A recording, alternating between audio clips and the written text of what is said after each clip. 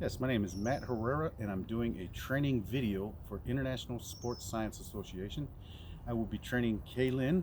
She is a basketball player in the off season, so I'll be going over some simple workouts for her to do during the off season. All right, so at the beginning of each exercise, Monday, Wednesday, Fridays are going to be our basic exercise training days. So on the beginning of those, we're going to do dynamic stretching. We are going to want to do dynamic stretching rather than static stretching because the static stretching will weaken your muscles and not give you as good of a workout. So for example, and then we're just going to do a couple examples. Again, these will be Monday, Wednesday, Friday. Tuesday, Thursdays will consist of plyometric exercises. So that we'll still do dynamic stretching, but not as in depth. So we're going to start off with high knees, fast arms. We're only going to do a few just to show you, but you would do about 20 reps of those. Then we will do some backward running, making sure that we keep our back straight, low, keep your butt down. And we'll do some side lunges, again making sure you maintain good form, get a good stretch out of it. And then we'll go into some jumping butt kicks, do about 5 reps of those. The other two we will do about 10 reps of each. The backward running will be about 30 yards there and back. Okay, so since this is during the off season, we obviously still want to concentrate on skill development and get the endurance up, but obviously we're not going to go overboard just because we don't want to overtrain at this point, and we want to make sure she still can get enough rest in between each training day. So like I said, Monday, Wednesday, Friday are going to be the tough training days. Those are going to be the presses, the squats, the leg presses, etc., arm workouts, etc. So what I have is Mondays will consist of bench press, benches, incline, decline, and regular flat bench. These will be done with either a barbell or dumbbells. I prefer the barbell myself, a little more stability. But what we will do is about 3 to 4 sets with about 10 to 12 reps. Not as much weight. I want to concentrate on muscle endurance rather than muscle strength, just to get going on that aspect of the training period. So like I said, it'll be bench press, incline and decline, and a regular flat bench. I also want to get some core training in there as well. As far as that, I want to do planks with a normal plank and also right side and left side planks. I can show you that.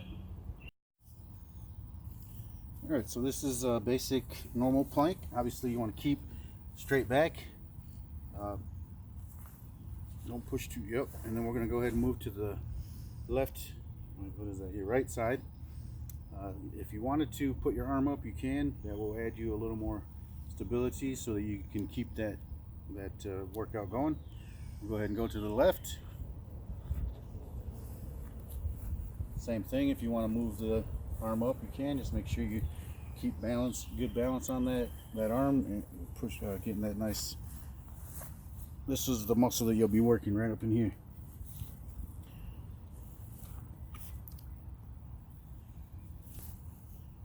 You also want to do some curl ups. These are basic sit-ups. So there's a couple different ways you don't want to do this. One is by putting your arms to the side, obviously, down on the ground. That is definitely not a way to do it. That is giving you too much help.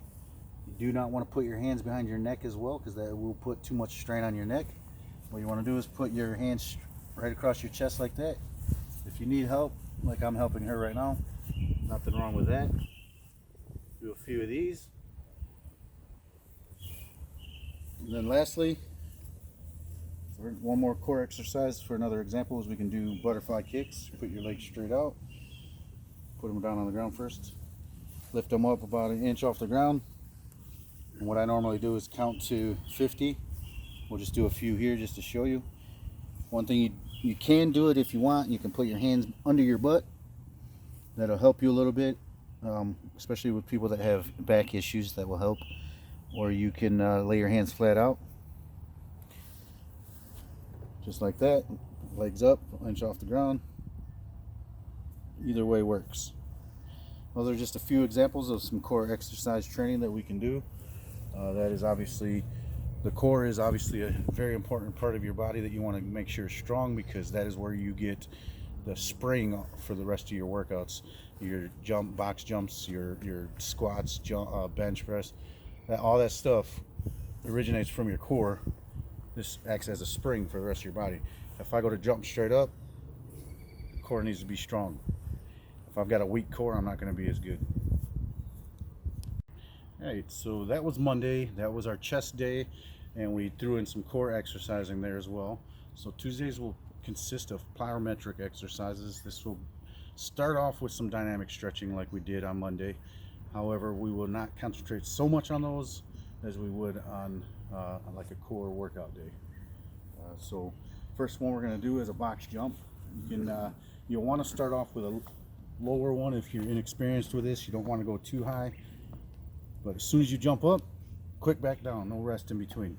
Down, up, down. We'll also do some calf jumps. Make sure you're maintaining a low body, keeping your butt down a little bit. Then we're going to throw in jump rope.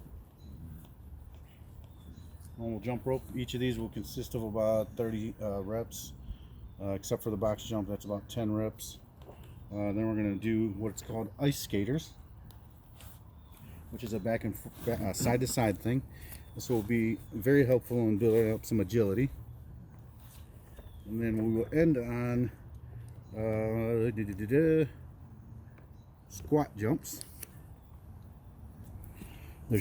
There's a few different types of squat jumps that we could do. One is just a normal squat jump. Another one is she doesn't have to do this one, but another one is as you're coming up, when you jump up, you're pulling your knees all the way up to you as far as you can, and then dropping them back down. Or there's a 360 squat jump where you, there's a lot of mosquitoes out here. Anyway, where you're jumping up, turning your body as fast as you can, and trying to land. Also, at the end of the plyometric training days, Tuesdays and Thursdays, I would like to throw in about a mile run. Now, during the off season, like I said, we do want to start building endurance. We want to start getting ready for the regular season. So I don't want to push too hard. So on a mile run on Tuesday, Thursdays, I would like to do it at about a 75 to 85% pace. What we could do as well is what I like to do is sprint the straightaways and jog the curve part of the track. That is the easiest way to maintain where you're running. That way you're not confused on how far you ran, etc. So that's the best route to do those. Alright, so that was our Tuesday plyometrics, just some examples of some plyometrics. Obviously there's a lot more to it than just those. Just to save time, I just wanted to throw a few in there just to show you exactly what they look like. So Tuesdays, plyometrics, let me review. Mondays, core and bench presses. Tuesdays, plyometrics, and now we're on to Wednesdays, which are going to be our arm days, which will consist of curls. We're going to do some bicep curls, some tricep dips, some regular barbell curls where we've got the regular curl dumbbells, and I want to make sure that you maintain good posture. You don't want to hurt your back by bending over while you do them, bending too far back. When you're doing the curl, obviously don't. You want to make sure you maintain good posture where you're etc. Same thing with triceps. One of the tricep exercises I like to do is I'll put my hand on the bench. I'll have a dumbbell in my hand, pull it up to my side, and then I'm like this. Again, maintaining good posture, good hip hinge, making sure you're staring about 10 to 12 feet ahead of you, and you just keep that. This way you've got good hip hinge, your spine is kept at a neutral position. You don't want to be, this is a no-go. Start putting too much stress on your neck and it will weaken the rest of your body. There's also basic dips, on an assisted dip or a regular dip. I wish I had weights where I could actually show you this stuff. I actually work at a gym, but I didn't have access to it. But Unfortunately, I wasn't able to go do what I wanted to at the gym. But I also like to throw in where I pick up about a 50-pound dumbbell over my head, maintaining good posture again, and then I lift it straight up, feeling the pressure, the tightness there, pushing through, making sure I get that good tricep. I also like to do the preacher curls, where you sit on the machine. You've got the assisted bench there in front of you for your arms. You reach over, curl up. Now, each exercise I would like her to do about 3 sets of 8 to 10 reps, depending on how she's feeling. I want to do lighter weight. I want to do about 55% of whatever her max 1 rep max is, which we would determine prior to working out. I also would like to again do that same core exercises that we did. There obviously are more than what I've mentioned for curls, or excuse me, for arm exercises. I also like to, when I'm doing my arms, I like to throw in my upper body as well. I like to do lat pull downs with a machine. I like to do a seated row, proper movements. Pull it straight back. I'm working the traps and the back shoulders there. I also, again, like I said, there's going to be more than just those. You can throw in a ton of different exercises there. And then after you're done with your arm exercises, we will finish with another core exercise with the planks, the butterfly kicks, and the curl ups. That's Wednesday. Thursday again will be another plyometric day, same ones that we did. Box jumps will obviously make them a little more difficult as we go on throughout the season, but to start off during this off season, we'll do this for the next 2 weeks or so, 2 to 3 weeks. We'll build it up a little bit each time, where we maybe put the box up a little higher, we'll jump rope a little faster, ice skaters again, squat jumps where we'll throw in butt kick squat jumps where you jump up, kick your butt, and then we'll do another mile run after the plyometrics. I'll keep in mind, like I said, each day is going to start off with that dynamic stretching. Each day will end with static stretching. You want to do static stretching last because it will help your muscles recover. It'll give you a little more flexibility. Your muscles will not be weak as you go during the workout, and you'll feel better after you get done. It's definitely better to stretch when you get done. Moving on to Friday, will consist of the legs. We will do squats. My gym has high bar squats where you want to rest that on the back of your traps, right up on here. Make sure you practice proper hip hinge. Weight on the back of your feet, straight down.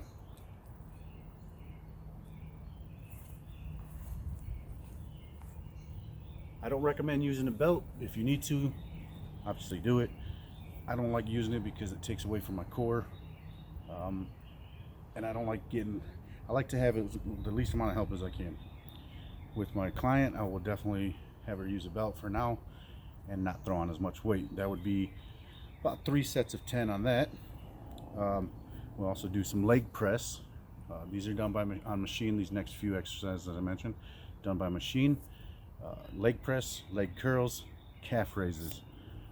The calf raise is a machine that I use at work. I sit down. If you want to come down to my legs, please. I sit down on a normal chair and I push until I'm done with that set.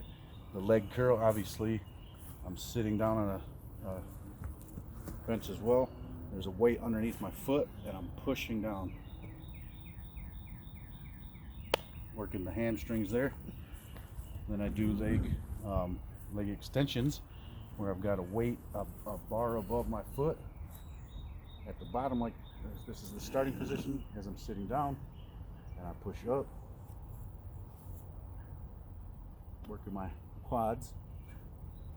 And then of course the leg press works the glutes, the hamstrings, and the quads as well. I also like to do glute press. It's a machine that I use at work. I stand like this. There's a bar that I push and I push out. Alternating legs. It's a good glute exercise. Definitely will help add some power. And we'll end with core training. Again, with the planks, we can throw in a Swiss ball, where what I like to do is sit on the Swiss ball till my back touches, come up. Again, making sure you keep your shoulders or your hands up here, not putting any strain on your neck, etc. I also like to do kettlebell swings. You take the kettlebell, good posture, back straight, good hip hinge, shoulders, feet shoulder width apart. Come up with it. Just let it swing right in between your legs. That's a very good full body workout. Very good for the core. And then again, we'll end on the rest of those core exercises: planks, kicks, curl ups. And that will be Friday. Like I said, every day we'll start with that dynamic stretching. Every day will end with static stretching. After that, Tuesday, Thursday will consist of the mile runs at about 55 to 65%, 75 to 85% speed. Again, like I said, I like to sprint the straightaways, jog the curves, helps build that endurance up a little quicker. All right, I just want to show you a few different static stretches. This is just some exercise, some examples of static stretching that you can do. Again, do these after you work out. Do not do these before you work out. Just some examples that I used to do, like in the Marines, when I was in the Marines, or even in high school after or during football practice. Simple: cross your legs, stretch down. See if you can reach your feet, cool. If not, go as far as you can. Same thing, then you would just switch, that type of thing. Simple: straight down, pull your foot up, etc. And you want to hold these, you don't want to hold these to where it hurts, but you do want to hold these to where you can feel a little bit. Obviously, otherwise you're not getting what you need to out of this. You can do some with your arms, where you're crossing your arm in front of you like this. Same thing here.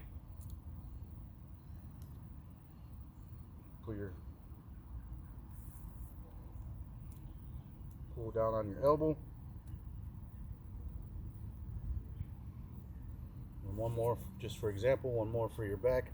I like to just put my arms in front like so, and just stretch it as far as I can. Stretches the upper back, upper middle back there. And there you go. Those are just some examples. Now, if you can get those done after you work out, you'll feel a lot better. You'll recover. Your muscles will feel better. You won't be as sore the next day.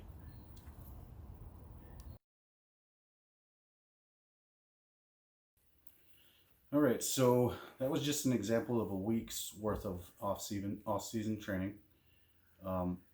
Obviously, we would get a little bit more in depth as far as what amount of weight she's going to do. During the off-season, what I would normally do is about 55 to 65% of a max, 1 rep max. Obviously, like I said, I don't want to push too much on an off-season workout. I do want to build endurance and get ready for the regular season, pre-season, but I don't want to push too hard in the off-season. Off-season is a time for a little bit of recovery from the season, a little time to relax, etc. So you don't want to push too hard, but at the same time, I want to get ready for the next season. Something as far as training for a college sport or professional sport, obviously those people need to be trained year-round. It's not a one time of the year thing. It's a year-round training. So Normally, someone will be training even harder throughout the season, and as it progresses, then maybe slow down a little bit towards like the end of a season, just not to burn somebody out. So, with that being said, obviously we will um, build that endurance, get that strength going with the workouts Monday, Wednesday, Friday. Tuesday, Thursday will help with agility. We will throw in basketball skills, training as well throughout the season as we progress.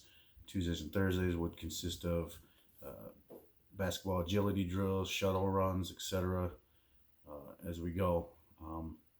I just wanted to give a 1 week example of what an off-season week would look like, and go from there. So from here on out, like I said, we will progress, get stronger, and be ready for the regular season to start. Again, my name is Matt Herrera. I thank you for taking the time to watch this. Any input would be awesome. I am a beginner trainer.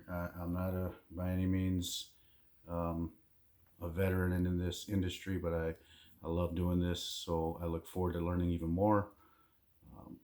And like I said, any input would be awesome. Thank you again.